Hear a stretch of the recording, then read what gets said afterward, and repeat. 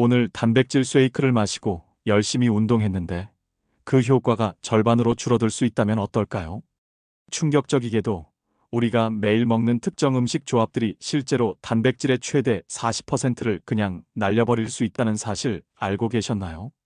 체중 감량이나 근육 증가를 위해 열심히 단백질을 챙겨 먹는데도 효과가 잘 보이지 않는다면 그 원인은 여러분의 의지나 노력이 아닌 음식 조합에 있을지도 모릅니다. 과학적 연구에 따르면 특정 음식들을 함께 섭취할 때 몸속 효소들이 서로 충돌하면서 단백질 흡수를 방해한다고 해요. 오늘은 많은 사람들이 모르고 지나치는 단백질 흡수를 방해하는 음식 조합 10가지를 알려드릴게요. 이 조합들만 피해도 여러분의 단백질 효율이 최대 30% 이상 올라갈 수 있답니다. 특히 10번째 조합은 대부분의 한국인들이 매일 하고 있는 실수이니 꼭 끝까지 시청해주세요. 첫 번째, 고기와 감자. 고기와 감자. 이 두 가지는 많은 사람들이 함께 먹는 대표적인 조합이지만 사실 소화 효소가 완전히 다릅니다. 고기는 단백질 분해를 위해 위에서 분비되는 펩신 효소가 필요하고 감자는 탄수화물을 소화하는 아밀라제 효소가 필요해요. 2018년 영국 영양학 저널에 발표된 연구에 따르면 이 둘을 동시에 섭취하면 두 가지 효소가 서로의 활동을 방해하여 효소의 작용이 최적화되지 않아 소화가 더디고 단백질 흡수율이 최대 30%까지 감소할 수 있다고 합니다. 특히 저녁 식사로 스테이크와 감자 튀김을 자주 드시는 분들은 주목하세요. 고급 레스토랑에서 서빙하는 스테이크와 감자 조합이 사실은 여러분의 체중 관리와 근육 형성에 방해가 될 수 있습니다. 호주 시드니 대학의 영양학자 마이클 그레이엄 박사는 스테이크를 먹을 때는 녹색잎 채소나 아스파라거스, 브로콜리와 같은 비전분질 채소를 곁들이는 것이 단백질 흡수에 훨씬 효과적이라고 강조합니다. 여기서 비전분질 채소란 탄수화물 중 하나인 전분 함량이 낮은 채소를 의미합니다. 실제로 운동선수들 사이에서는 경기 전후 식사에서 단백질 음식과 전분질을 분리해서 섭취하는 영양 타이밍법이 인기를 끌고 있어요. 완벽한 스테이크 식사를 즐기고 싶다면 감자 대신 그릴에 구운 아스파라거스나 시금치 샐러드를 곁들여 보세요. 혹은 식사 시간을 분리해서 스테이크를 먼저 먹고 30분 후에 감자 요리를 즐기는 것도 좋은 방법입니다. 두 번째, 두부와 시금치. 두부는 식물성 단백질의 훌륭한 공급원이지만 시금치와 함께 먹으면 문제가 생길 수 있어요. 시금치에는 옥살산이 100g당 약 970mg 정도 들어있는데 이 옥살산이 두부의 풍부한 칼슘과 결합하면 불용성 옥살산 칼슘을 형성해 체내에서 흡수되지 않고 배출됩니다. 미국 하버드 의대의 연구진이 2019년 발표한 논문에 따르면 옥살산이 풍부한 식품과 칼슘이 풍부한 식품을 같이 섭취할 경우 단백질 흡수율이 약 25% 감소한다고 해요. 건강을 위해 두부 시금치 무침을 즐겨 드시는 분들, 안타깝게도 이 조합은 영양학적으로 최적이 아닙니다. 특히 국내 한 조사에 따르면 채식주의자들 중 약 57%가 이 조합을 자주 섭취하는 것으로 나타났는데요. 이는 식물성 단백질 섭취의 효율을 크게 떨어뜨릴 수 있습니다. 일본의 교토대학 식품영양학과 나카무라 교수팀의 실험에서는 두부와 시금치를 함께 섭취한 그룹과 두부와 브로콜리를 함께 섭취한 그룹을 비교했는데 브로콜리 그룹에서 혈중 아미노산 수치가 23% 더 높게 나타났다고 합니다. 그렇다면 어떻게 해야 할까요? 두부는 브로콜리, 당근, 양파 같은 다른 채소와 함께 먹는 것이 좋고 시금치를 꼭 먹고 싶다면 끓는 물에 30초 정도 데치는 과정을 거쳐 옥살산 함량을 최대 40%까지 줄일 수 있어요. 또는 시금치에 레몬즙을 뿌리면 비타민C가 철분 흡수를 도와 영양소 손실을 일부 상쇄할 수 있답니다. 세 번째, 시리얼과 우유. 아침에 자주 먹는 시리얼과 우유도 생각보다 단백질 활용에 좋지 않을 수 있어요. 특히 설탕이 많이 첨가된 시리얼의 경우 우유의 단백질 흡수를 방해할 수 있습니다. 미국 영양학회지에 실린 연구에 따르면 고당도 식품과 단백질을 함께 섭취하면 인슐린 분비가 과도하게 증가해 아미노산의 운반과 활용이 저하된다고 해요. 그 결과 우유에 들어있는 필수 아미노산인 트립토판과 라이신의 흡수율이 최대 40%까지 감소할 수 있습니다. 놀랍게도 이것이 아침에 바쁜 직장인이나 학생들이 매일 하고 있는 실수입니다. 편의점에서 판매되는 대부분의 시리얼은 100g당 설탕이 20에서 35g이나 포함되어 있어요. 어린이용 시리얼은 상황이 더 심각한데 일부 제품은 설탕 함량이 40%에 달한다는 충격적인 조사 결과도 있습니다. 캐나다 토론토 대학의 영양학자 제니퍼 콜린스 박사는 아이들에게 단백질이 풍부한 아침 식사를 제공하려는 부모님들의 의도와 달리 달콤한 시리얼과 우유의 조합은 실제로 단백질 흡수를 크게 저해할 수 있다고 경고합니다. 이런 문제를 해결하기 위한 현명한 대안은 무엇일까요? 더 건강한 아침 식사로는 오트밀이나 통곡물 시리얼에 설탕 대신 약간의 꿀이나 생과일을 넣고 견과류를 추가하는 것이 좋아요. 또 다른 방법으로는 그릭 요거트와 견과류, 과일을 함께 먹는 조합도 단백질 흡수에 효과적입니다. 지금 드시는 시리얼의 영양 성분표를 확인해 보세요. 당류 함량이 100g당 15g 이상이라면 더 건강한 대안을 찾아볼 때입니다. 네 번째, 과일과 고기. 과일과 고기를 함께 먹는 것도 단백질 소화에 방해가 될 수 있어요. 과일에 포함된 시트르산, 말산과 같은 유기산이 위장 내 pH를 변화시켜 고기 단백질을 분해하는 펩신 효소의 활동을 저해할 수 있기 때문이에요. 소화생리학 연구에 따르면 산성 과일과 단백질을 함께 섭취하면 단백질의 소화 속도가 약 35% 느려지고 아미노산 흡수율도 감소한다고 합니다. 이 부분은 특히 다이어트나 몸매 관리를 위해 식단을 철저히 챙기시는 분들이 주의해야 할 점입니다. 미국의 유명 피트니스 트레이너 마크 로블리에 따르면 많은 피트니스 애호가들이 닭가슴살 샐러드와 함께 산딸기나 파인애플 같은 과일을 곁들이는데 이는 운동 후 단백질 보충 효과를 크게 감소시킬 수 있다고 합니다. 독일 프랑크푸르트 영양연구소의 실험 결과는 더 놀랍습니다. 이 연구에서는 고기와 과일을 함께 먹은 그룹과 고기를 먼저 먹고 30분 후에 과일을 먹은 그룹을 비교했는데 두 번째 그룹의 단백질 흡수 효율이 평균 28% 더 높았다고 합니다. 특히 파인애플, 레몬, 오렌지와 같이 산도가 높은 과일일수록 단백질 소화에 더 큰 영향을 미친다는 사실도 발견됐어요. 그렇다면 어떻게 해야 할까요? 과일은 식사 전 공복에 먹거나 단백질이 풍부한 식사를 한 후 최소 30분 이후에 디저트로 즐기는 것이 좋습니다. 또한 고기 요리와 함께 먹을 때는 사과나 오렌지보다는 단백질 소화를 도와주는 액티니딘이라는 효소가 들어있는 키위나 피신이라는 단백질 분해 효소가 풍부한 무화과를 식전에 소량 섭취하는 것이 오히려 도움이 될 수 있어요. 다만 이 경우에도 소량을 식전에 먹는 것이 중요합니다. 다섯 번째, 우유와 오렌지. 아침에 우유와 함께 오렌지 주스를 마시는 것은 흔한 습관이지만 생각보다 좋지 않은 조합이에요.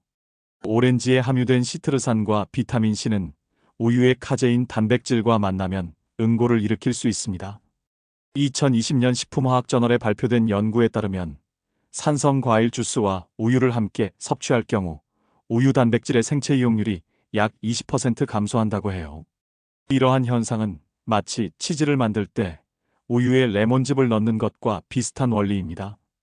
미국 영양과학협회의 소화생리학 전문가 제임스 윌슨 박사는 아침 식사 테이블에서 가장 흔히 볼 수 있는 실수 중 하나가 바로 우유와 오렌지 주스의 조합이라고 지적합니다. 그는 많은 부모들이 아이들의 영양 균형을 위해 우유와 오렌지 주스를 함께 제공하지만 사실 이는 단백질과 칼슘의 흡수를 방해할 수 있다고 설명해요. 흥미로운 실험 결과도 있습니다. 핀란드 헬싱키 대학의 연구팀이 진행한 실험에서는 우유와 오렌지 주스를 함께 마신 그룹, 물과 오렌지 주스를 마신 그룹, 우유만 마신 그룹으로 나누어 혈중 칼슘과 단백질 수치를 측정했습니다.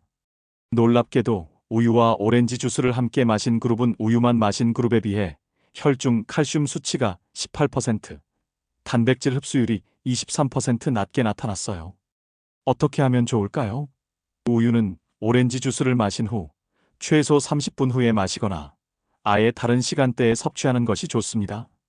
아침 식사로는 우유와 통곡물 시리얼을 먼저 먹고 등교나 출근 직전에 오렌지 주스를 마시는 방법이 있어요. 또한 비타민 C와 칼슘을 동시에 섭취하고 싶다면 딸기나 블루베리와 같은 저산성 과일을 우유에 넣어 스무디로 만들어 먹는 것도 좋은 대안이 될 수 있습니다. 여섯 번째, 고기와 식초.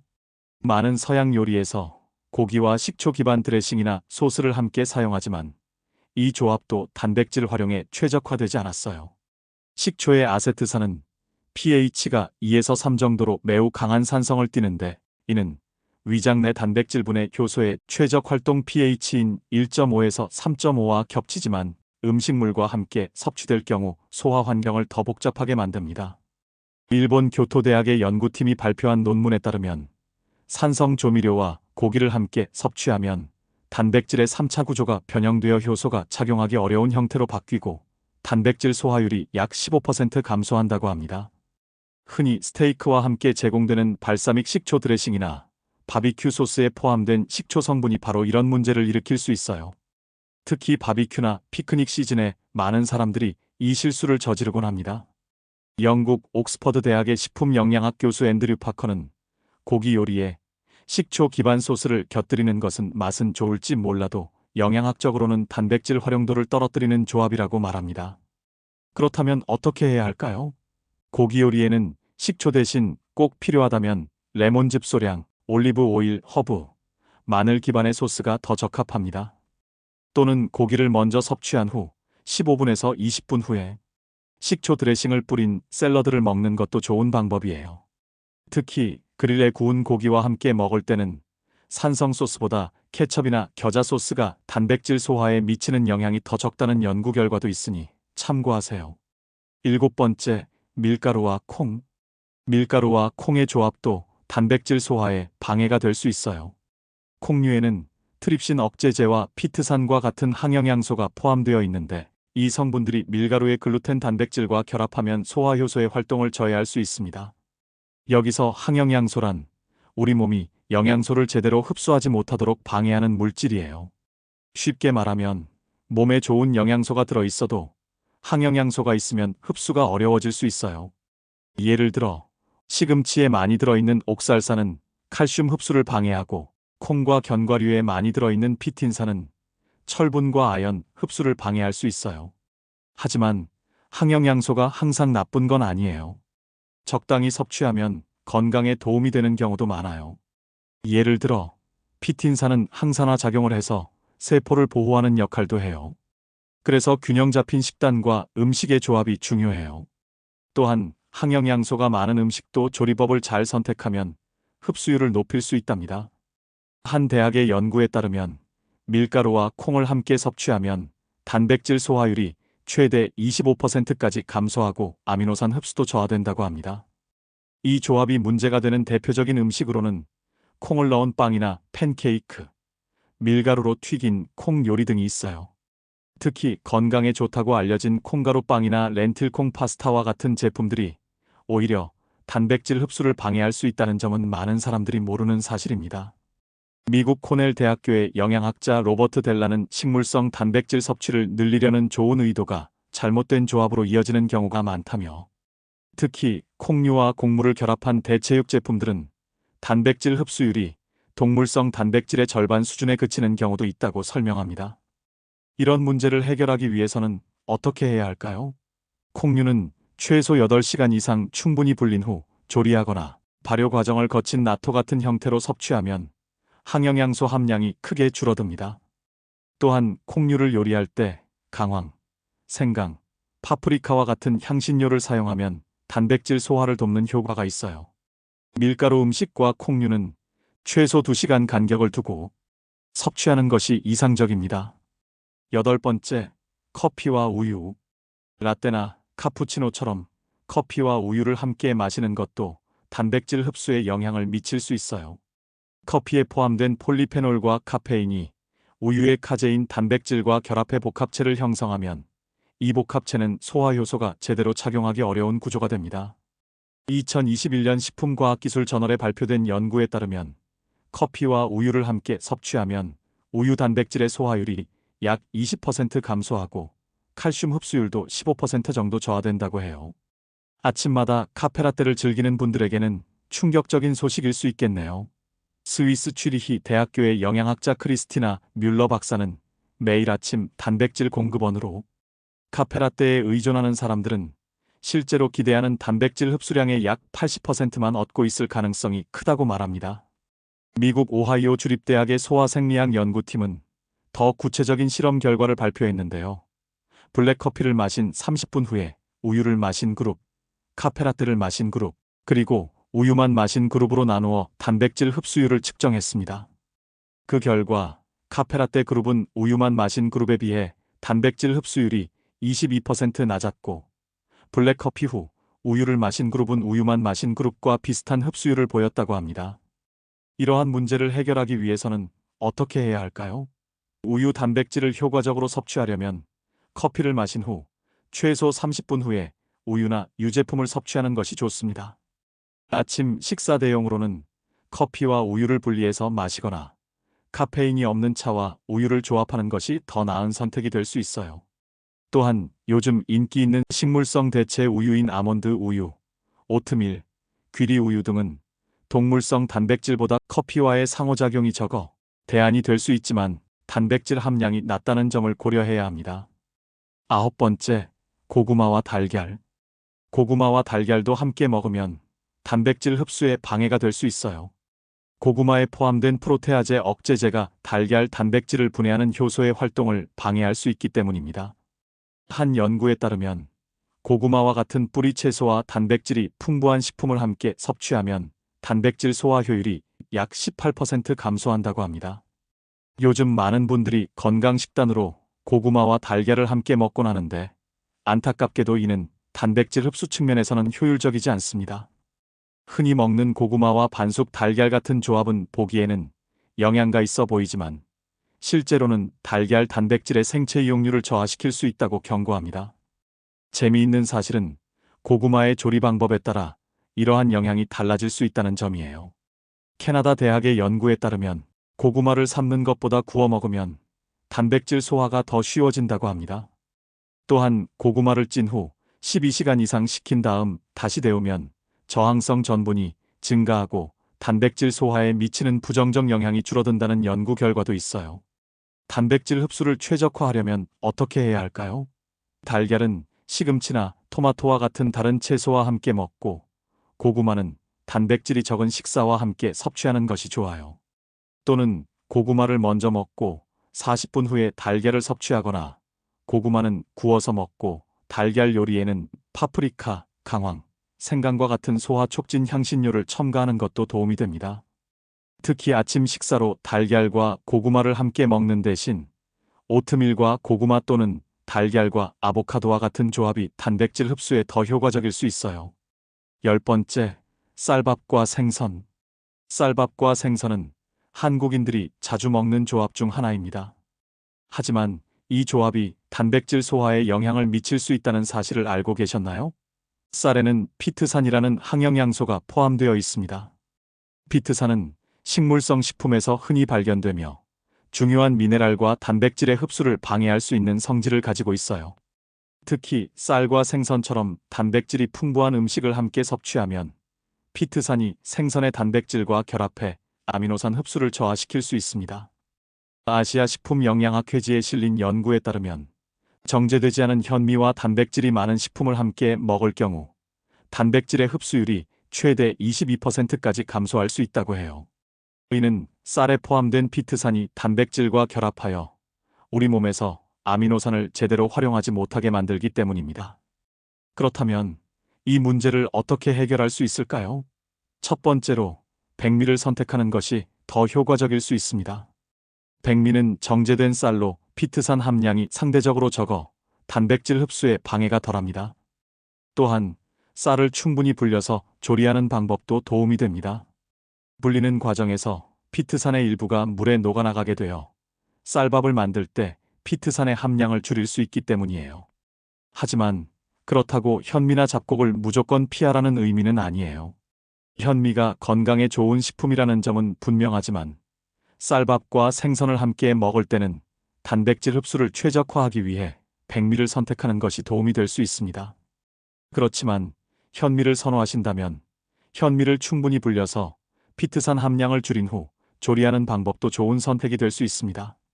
이렇게 하면 현미의 건강적인 장점도 챙기면서 단백질 흡수에 방해되는 요소를 최소화할 수 있어요.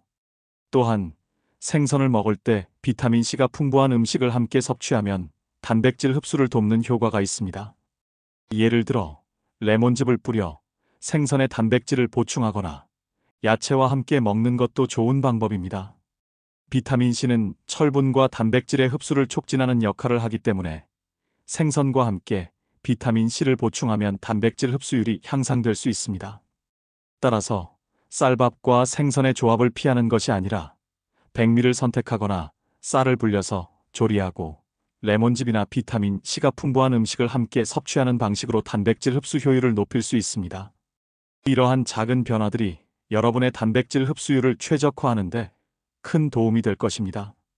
이렇게 우리가 섭취한 단백질을 더 효과적으로 활용하기 위해서는 음식의 조합도 세심하게 신경 써야 해요. 물론 이러한 조합을 완벽하게 피하는 것은 현실적으로 어려울 수 있지만 가능한 한 단백질 흡수를 방해하는 조합은 줄이고 단백질이 풍부한 음식과 궁합이 좋은 식품을 함께 섭취하는 것이 건강에 도움이 됩니다. 단백질은 우리 몸의 근육, 호르몬, 효소 등을 구성하는 핵심 영양소이니만큼 제대로 흡수하고 활용하는 것이 중요하죠. 오늘 알려드린 정보를 바탕으로 식습관을 조금만 바꿔보세요. 이렇게 작은 변화만으로도 여러분의 건강과 영양 상태에 큰 차이를 만들 수 있어요. 여러분의 건강한 식습관을 응원합니다. 영상이 도움되셨다면 좋아요와 구독 부탁드리고 다음 영상에서도 유익한 정보로 찾아뵙겠습니다. 지금까지 시청해주셔서 감사합니다.